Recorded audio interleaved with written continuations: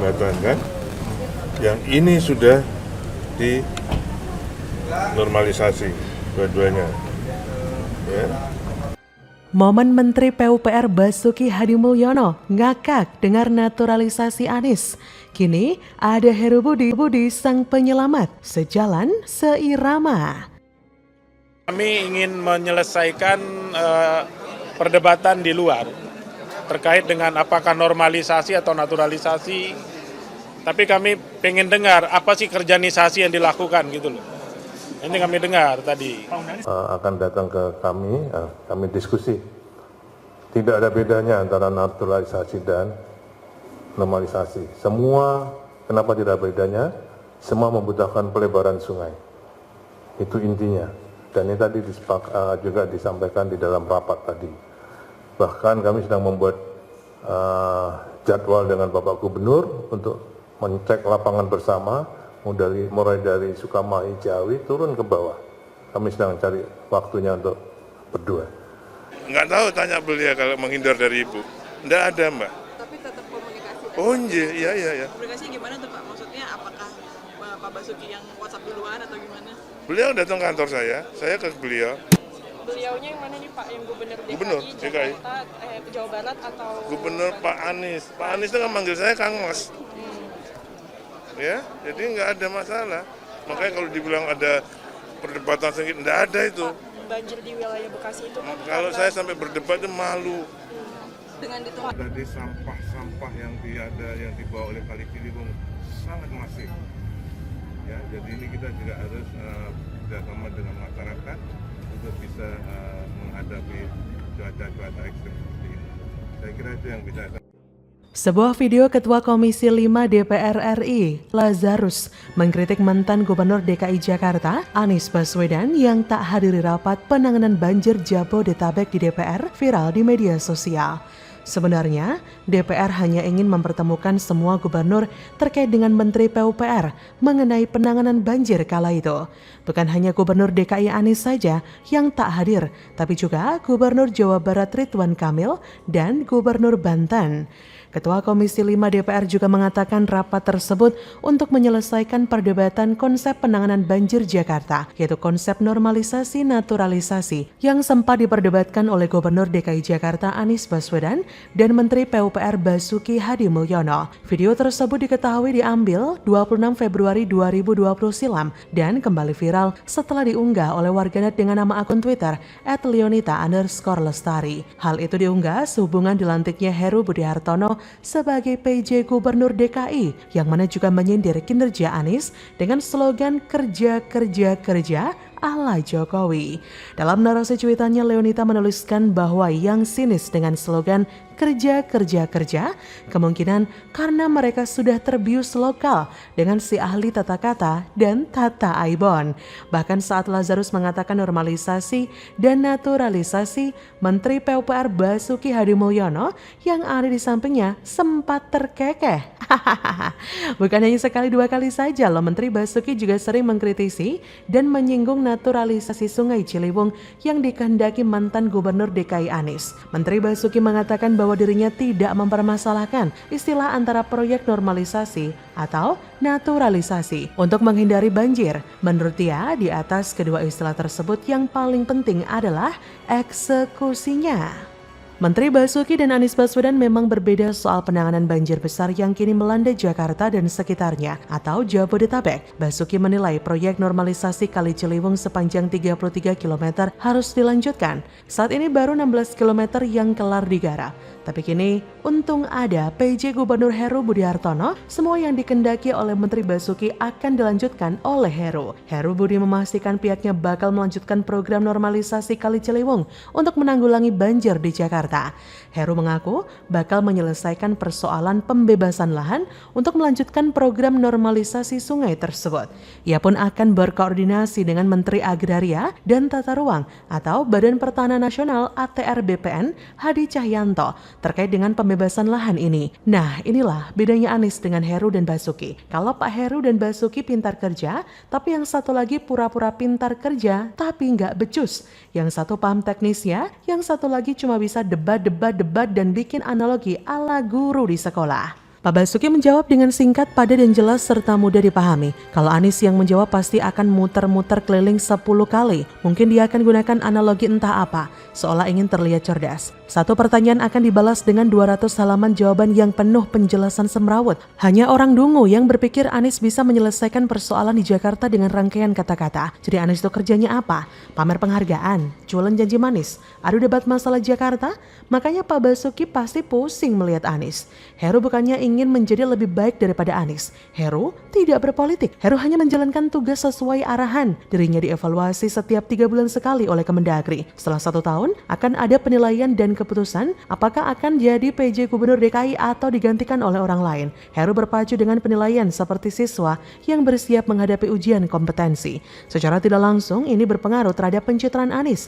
Beda dengan Anies yang merasa tidak perlu takut dievaluasi. Anies nggak akan dipecat meski rakyat demo setiap hari. Meski nggak mau kerjasama dengan pihak lain. Dia mau duduk dan goyang kaki juga kita tak akan bisa berbuat apa-apa. Jadi bagaimana menurut Anda?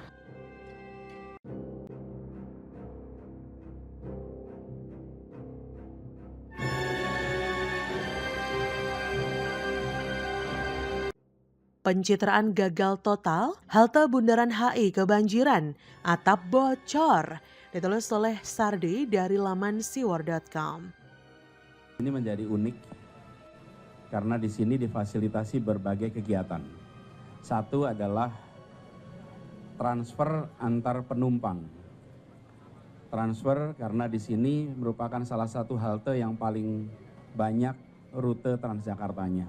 Di bawahnya tersambungkan dengan MRT, sehingga ini ada tempat untuk integrasi.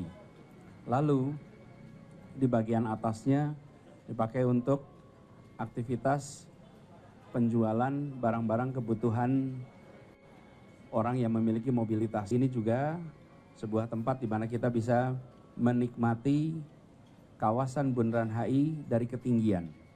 Dalam bekerja adalah senyap. Senyap itu kata lain dari tidak ada bunyi, tidak ada pergerakan, tidak ada penampakan. Itu semua definisi dari senyap, sunyi, sepi, sendiri. Ini ngeri karena meski ada 67 orang yang menjadi penasihat Anies dan semua dibayar pakai uang pajak yang kita bayarkan, tapi Anies memilih jalan yang sunyi. Ini orang kenapa bisa jadi gubernur ya?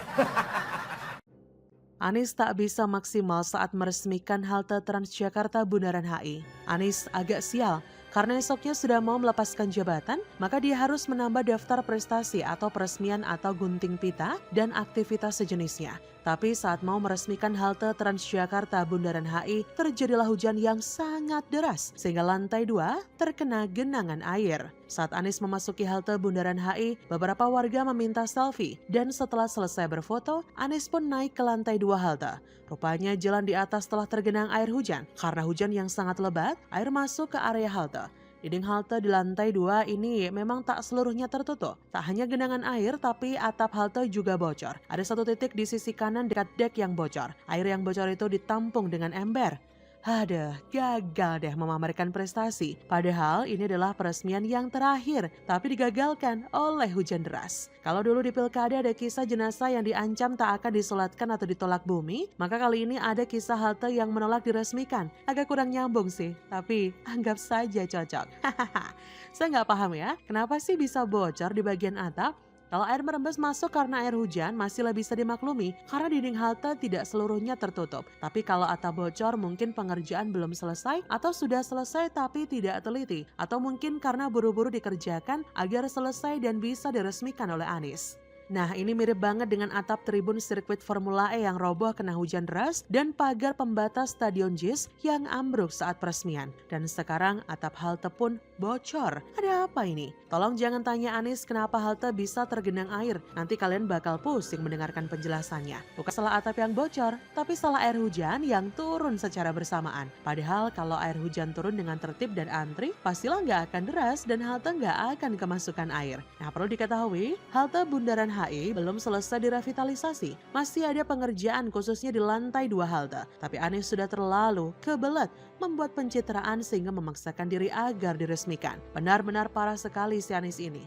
Belum lama ini Anies sudah meresmikan fasilitas pengolahan sampah di TPST Bantar Gebang meski belum rampung pengerjaannya. Apa sih maksudnya meresmikan sesuatu yang belum selesai dikerjakan? Kalau bukan karena terlalu bernafsu ingin pencitraan. Dan lucunya lagi, halte pun diresmikan. Level Anies sebagai gubernur hanya sekelas meresmikan hal nggak penting, gunting pita dan bersilat lidah. Mungkin ini tanda-tanda yang diberikan oleh alam kepada kita, sekaligus sebagai tamparan telak kepada Anies, bahwa segala sesuatu yang dipaksakan, meski belum waktunya akan berbuah malu. Alam memperlihatkan kepada kita, inilah akibat kerja demi pencitraan.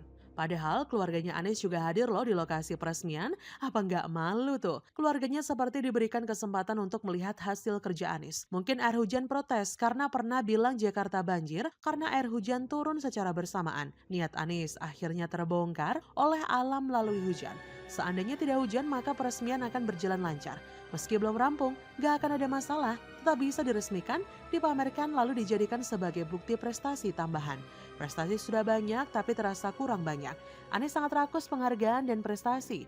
Belum lama ini dia pernah bilang kerap kekurangan waktu untuk menceritakan prestasi DKI Jakarta. Itu pun dirasa masih belum cukup. Sampai-sampai proyek yang belum selesai pun dipaksa diresmikan olehnya. Beda dengan Jokowi yang meresmikan proyek infrastruktur saat sudah selesai. Bahkan kadang baru meresmikannya setelah beberapa waktu difungsikan. Gak pernah kita dengar Jokowi meresmikan proyek yang belum rampung 100% demi pencitraan. Ya bisa dibayangkan dong betapa parahnya Anies. Dan saking kebeletnya, terkesan memaksa meresmikan karena sudah tidak ada waktu lagi. Sisa waktu tinggal 1 hari sebelum melepaskan jabatan gubernur. Ada peluang secuil pun tidak akan dia lepaskan. Orang lain tidak boleh kebagian. Sungguh pemimpin yang sangat serakah dan terlalu kebelet pencitraan.